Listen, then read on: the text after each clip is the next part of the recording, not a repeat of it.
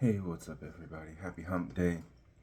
It is a little bit chilly out there today. Currently, 7 degrees. Temperature gonna be dropping as the day goes on to 4.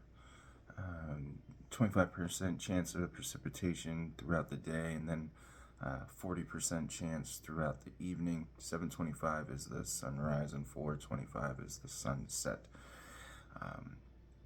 And so we've been in a study of Judges chapter 17. And chapter 17 is kind of like the setting or the backdrop for chapter 18 and what's to come. And so 18 is a continuation, or it's the climax of the happenings here in 17. And here we have a young man, Micah, and he has nowadays we would call it like a roadside motel, where travelers come, and so he's got a kind of a big property with rooms in it, and he hires himself a Levite to come and be his priest. And the Levite takes the place of his son, who he had just previously ordained as the priest of the place. And he created a shrine, metal and carved images, and hires a priest to live there. He clothes him, pays him, and ordains him. And the man in verse 11, and the Levite was content to dwell with the man, and the young man became to him like one of his sons. Right? So he became as a dependent. Now, the ironic thing in that is, the Levites were independent. They didn't have a territory, and because their role was to serve God, and so they were independent of inheritance. They did have cities within the lands, but they did not have a inheritance or a portion of a parcel of the land for their tribe. And so Micah ordained the Levite, and he became a priest and was in the house of Micah. Then Micah said, "Now I know the Lord will prosper me, because I have a Levite as priest." So there's many things wrong with that statement. Okay, and that's a prosperity gospel. Okay, the more I pray, the more he gives, or the more I give, or the more he prays, or the holier I am, the more God will prosper me. And here, because I have a Levite, and the ironic thing is, the Levite gave up all of his responsibilities, which comes with the freedom of being a Levite, right? He gave up his independence. He gave up his responsibility of being a temple guardian. He gave up his responsibility of working sacrifices for the people. And here he takes up gives up the temple guardianship to work a shrine for an individual, as opposed to work the altar for the people of God. Very interesting. Ironic that he would think that God will prosper him because he has a Levite who isn't actually a Levite. Interesting, right? Now in verse 8, chapter 18. So in those days there was no king in Israel. So we see that again. Okay, that was 17:6. We saw that, and we will see it again in chapter 19, verse 1. In those days there was no king, and in those days the tribe of the people of Dan was seeking for itself an inheritance to dwell in, for until then no inheritance among the tribes of Israel had fallen to them. Okay, so the inheritance of the tribes the tribe of Dan was without one. Joshua 19:40 through 47, right? They don't have an inheritance. And then why? Judges, if you remember Judges chapter 1, we could turn back there. Judges chapter 1, verse 34. Usually I pause it when I'm flipping pages to save the time, but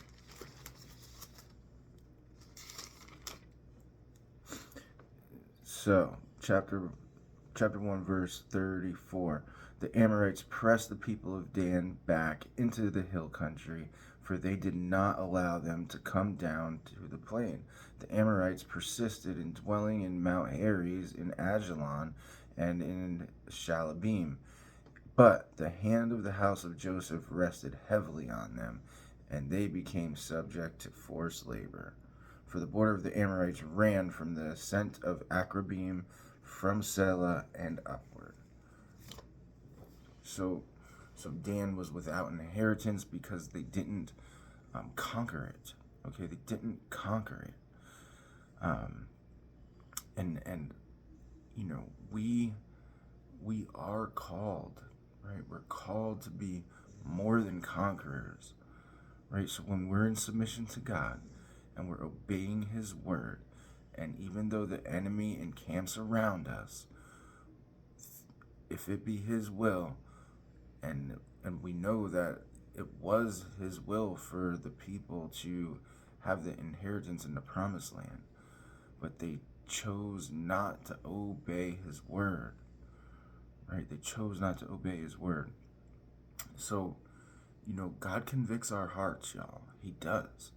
And we know His word and we know Him, but still sometimes we don't take the personal responsibility of believing it and walking in faith, right? It's one thing to say I have faith. It's another thing to walk in faith and push back the enemy and be the conqueror that He calls us to be.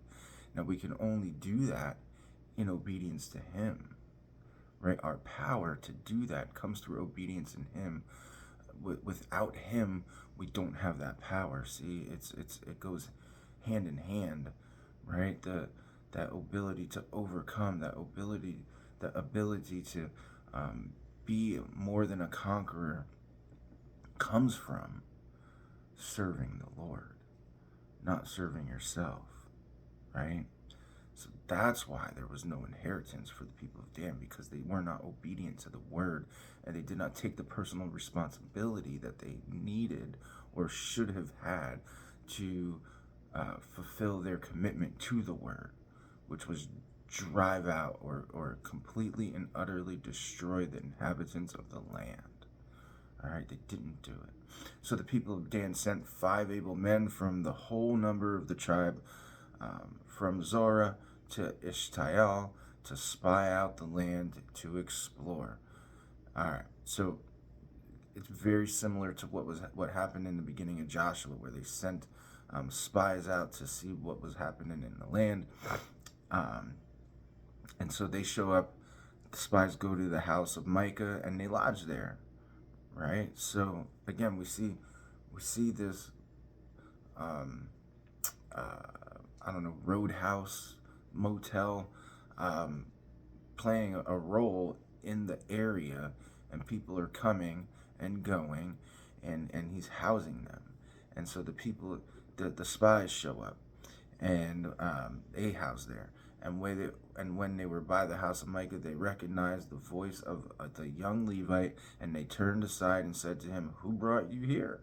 What are you doing in this place? What is your business here?" So they start asking a bunch of questions, right? And, you know, Christian, we get that. We get questions. It's amazing how, you know, believers, unbelievers, they recognize us. They recognize we're different, and they ask us, like, "What are you doing here?" Right? What are you doing here? So our testimonies go a long way. There is a tendency to get asked these questions that give us opportunities to share our testimony, provide witness for the Lord.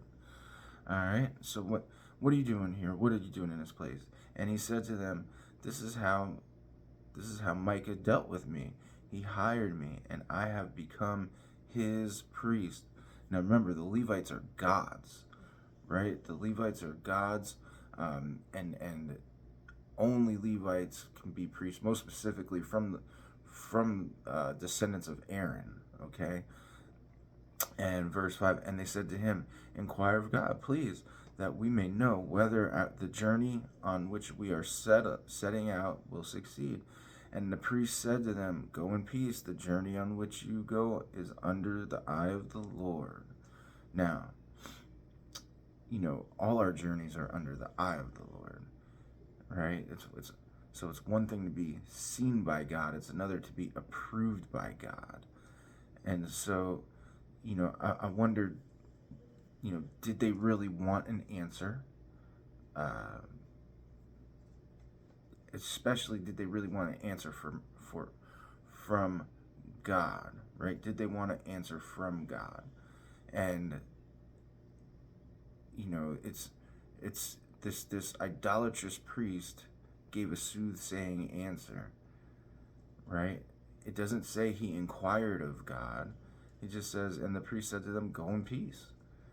It never says, and he inquired of God, and God said, right? It just says, Go in peace. The journey in which you go on is under the eye of the Lord. And he responded with a soothsaying answer. We many times will go seek answers from people that will give us a soft answer or give us a soothsaying, something that tickles the ears, something that sounds nice, and it's really not a good answer, right? It's really not a good answer. It's what they think we want to hear, and that's really all that fortune telling is, and the mentalist slash psychics. It's soothsaying. It's telling people what they want to hear. It's not real, you guys. It's not real. So when we set up idolatrous shrines and we set up these kind of fake pseudo faithful looking or type